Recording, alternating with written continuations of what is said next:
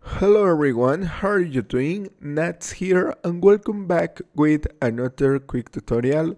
In today's I'm gonna show how to disable or enable Microsoft Teams on Startup in Windows 11.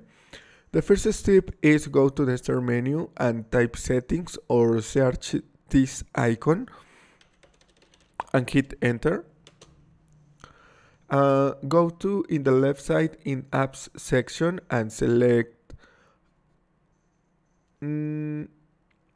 startup in the right side and search for Microsoft Teams and disable this app or turn off this application.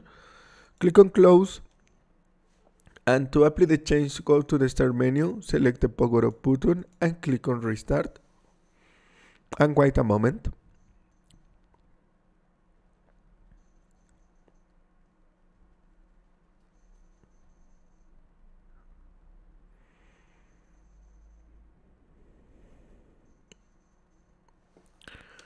Login in your Windows, enter your PIN on your your password, and Microsoft Teams not start in this case, and your PC